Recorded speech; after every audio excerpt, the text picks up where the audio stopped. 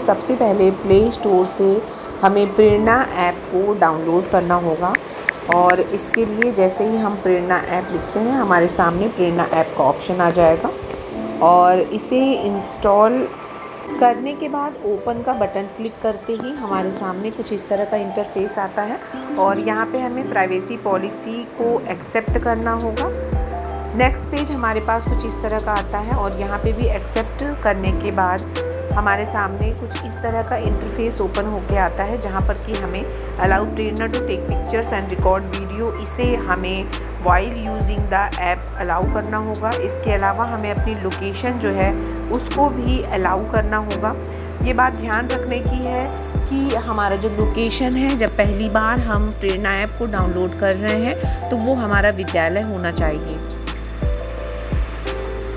Next, जैसे ही हम आगे बढ़ते हैं हमें लैंग्वेज जो है वो सेलेक्ट करने का ऑप्शन होता है और हम चूज़ करके हम आगे बढ़ सकते हैं। यहाँ पर हमें वो मोबाइल नंबर डालना है जो कि हम अपने प्रेरणा ऐप के साथ में रजिस्टर्ड करना चाहते हैं।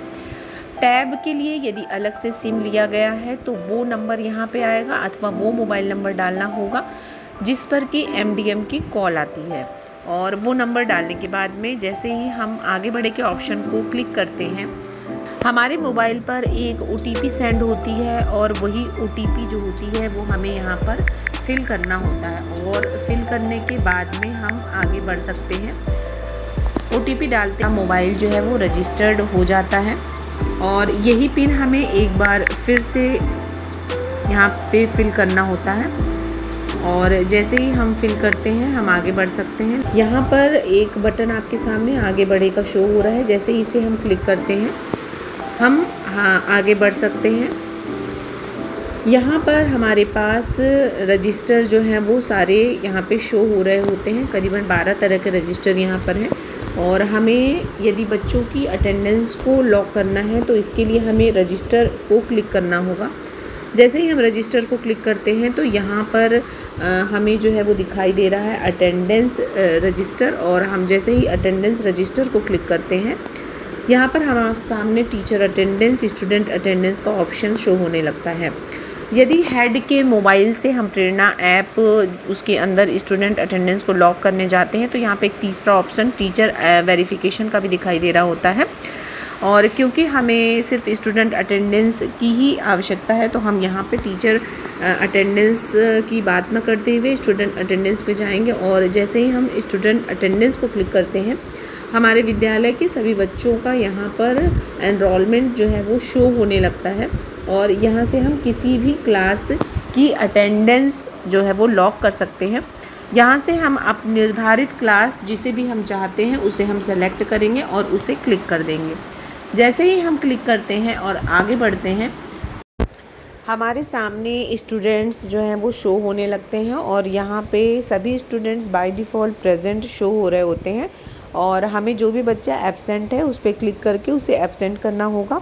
और लास्ट में सेव के बटन को जैसे ही हम क्लिक करते हैं हमारा डाटा ऑटो सिंक्रोनाइज हो जाता है और डाटा सेव सक्सेसफुली के ऑप्शन के साथ हमारा डाटा सेव हो जाता है। हम अपने बच्चों की स्टूडेंट्स की रिपोर्ट भी जो है वो देख सकते हैं और इसके लिए हम रिपोर्ट के ऑप्शन को जैसे ही क्लिक करते हैं हमारे सामने रिपोर्ट आ जाती है और वहाँ से हम अपने बच्चों की डेली रिपोर्ट और मंथली रिपोर्ट को देख सकते हैं।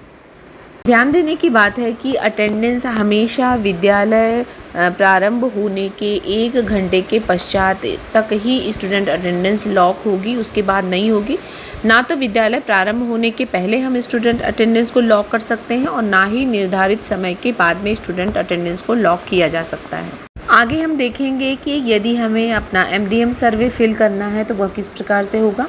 जैसे ही हम रजिस्टर डैशबोर्ड पे आते हैं वहाँ पर हमें सबसे ऊपर ही MDM का ऑप्शन दिखाई देता है और जैसे ही हम क्लिक करते हैं हमारे सामने कुछ इस तरह का इंटरफेस आता है जहाँ पर डेली MDM सर्वे और मंथली MDM सर्वे का ऑप्शन हमें दिखाई दे रहा होता है। यदि हमें डेली MDM सर्वे को फिल करना है तो MDM सर्वे को क्लिक करेंगे और इस तरह का कुछ इंटरफेस हमारे सामने आएगा। यहाँ पे सबसे पहले डेट वो शो होती है, ये बाय डिफ़ॉल्ट ही इसमें रहता है। इसके अलावा एनरोल स्टूडेंट्स जो होते हैं वो भी हमारे दिख रहे होते हैं। हमें food given to the student का ऑप्शन में यस या नो के द्वारा हमें सेलेक्ट करना होगा कि हमारा कौन सा ऑप्शन जो है वो यहाँ पर है। और जैसे ही हम आगे बढ़ते हैं, पीएस मील सर्व का एक ऑप्शन आपके सामने होता है फिल करने को, और यहाँ पे हमें उस दिन विद्यालय में जितने बच्चे उपस्थित हुए हैं उनकी संख्या को यहाँ पर फिल करना होगा। इसके अलावा is the food as per today's menu, इसे भी हमें फिल करना होगा। और जैसे ही हम इसे क्लिक करते हैं हम देख सकते हैं कि उस दिन का जो भी मेन्यू होता है वो यहाँ पे ऑटोमेटिकली सेव जो है वो हुआ रहता है और वो हमें दिखाई देने लगता है।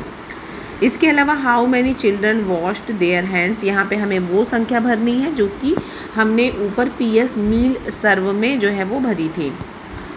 और इसके जस्ट नीचे क्लिक हियर टू सेव, जैसे ही हम इस बटन को क्लिक करते हैं हमारा डाटा ऑटोमेटिकली सिंक्रोनाइज हो जाता है और सेव हो जाता है। अब हम देखेंगे कि किस तरह से हम मंथली एमडीएम सर्वे को फिल कर सकते हैं। जैसे ही हम मंथली एमडीएम सर्वे के बटन को क्लिक करते हैं हमारे सामने कुछ इस तरह का इंटरफेस आता है, जहाँ पे सबसे पहले हमें मंथ सेलेक्ट करना होता है कि किस मंथ का जो है एमडीएम रजिस्टर हम फिल करने जा रहे हैं। इसके अलावा हम यहाँ से ईयर सेलेक्ट कर सकते हैं। और अब हमें देखना है कि हमारा जो एमडीएम है उसका मीडियम क्या है। यदि हमारे विद्यालय में ही खाना जो है बन रहा है बच्चों के लिए तो हमें कुक्ड इन स्कूल जो है वो लेना होगा, और अदरवाइज़ प्रोवाइडेड बाय एनजीओ। यदि हम ऑप्शन में कुक्ड इन स्कूल लेते हैं तो हमें हमारे सामने ये सारी डिटेल भरनी होंगी, लाइक कन्वर्जन कॉस्ट, हमारा ओपनिंग अमाउंट जो है वो क्या रहा है बिगनिंग ऑफ द मंथ। इसके अलावा हमें रिसीव्ड मनी कितनी मिली है, अमाउंट एक्सपेंडिचर जो है वो हमें बताना पड़ेगा, unspent amount end of the month, last में हमारे पास कितना जो है अमाउंट जो है वो बच गया है। इसके अलावा कुक की पेमेंट, इसके बारे में भी हमें जो है वो बताना होगा कि हमने कितनी मनी जो है वो रिसीव हुई है, कितना ओपनिंग मनी हमारे पास में था। जो भी ऑफलाइन डाटा हम दे रहे होते हैं वही डाटा हमें यहाँ पर भी फिल करना होता है। इसके अलावा सभी जो है फूड ग्रेन्स वगैरह, कितनी राइस कितने किलो जो है वो हमारे पास लास्ट मंथ की बची हुई थी, इस महीने जो है वो हमने कितना जो है वो परचेस किया हुआ है, टोटल कंजम्पशन कितना हुआ है, ये सारा डिटेल जो है। इसके अलावा फ्रूट की डिटेल ये भी हमें जो है वो फिल करनी होगी। फ्लैक्सी फ़ंड जो होता है इसके अंतर्गत भी हमें सारा डाटा जो है वो यहाँ पर फिल करना होगा। लास्ट में हमें कुक डिटेल्स जो है वो फिल करनी होगी, और ये दोनों ही प्रकार के विद्यालयों को फिल करनी होगी, जहाँ पर कि हमें काउंट ऑफ कुक्स जो है वो बताने होंगे। यदि एनजीओ के द्वारा एमडीएम सप्लाई की जा रही है विद्यालय में तो यहाँ पर वो विद्यालय 0 फिल करेंगे, और अदरवाइज़ यदि विद्यालय में खाना बनाया जा रहा है बच्चों के लिए तो यहाँ पर वो नंबर ऑफ जो कुक्स हैं वो यहाँ पर डिटेल को फिल करेंगे। इसके बाद नेक्स्ट जो है वो है पेमेंट स्टेटस, तो जिस भी मंथ की पेमेंट कर रहे हैं वो यहाँ पे बताई जाएगी। इसके अलावा सोर्सेज ऑफ ड्रिंकिंग वाटर है, यहाँ पे बताना होगा कि आपके विद्यालय में जो पानी है उसका सोर्स क्या है। इसके अलावा next number of water sources है, आपके विद्यालय में जो भी वाटर सोर्स अवेलेबल हैं उनके नंबर आपको यहाँ पे बताने होंगे। और ये भी बताना होगा कि जो वर्किंग वाटर सोर्सेज हैं वो कितने हैं, ताकि ये पता चल सके। कई बार होता है कि विद्यालय में वाटर सोर्सेज तो जो होते हैं वो अधिक होते हैं, लेकिन वर्किंग वाटर सोर्सेज जो होते हैं वो कम होते हैं। तो यहाँ से ये डाटा हमें आगे बताना होगा कि हमारे यहाँ पे वर्किंग वाटर सोर्सेज कितने हैं। लास्ट ऑप्शन है कि has the drinking water been tested, तो यदि हम यस करते हैं तो उसके बाद हमें फिर से 3 ऑप्शन आते हैं, पोर्टेबल, पॉल्यूटेड और डोंट नो। यहाँ से जो भी ऑप्शन आपके विद्यालय में लागू होता है उसे हम चूज़ करेंगे और लास्ट में इस डाटा को हम सबमिट कर देंगे। तो उम्मीद है प्रेरणा ऐप पर स्टूडेंट अटेंडेंस और एमडीएम सर्वे को लेकर के जो भी समस्याएं थी उनका समाधान हो गया होगा। धन्यवाद।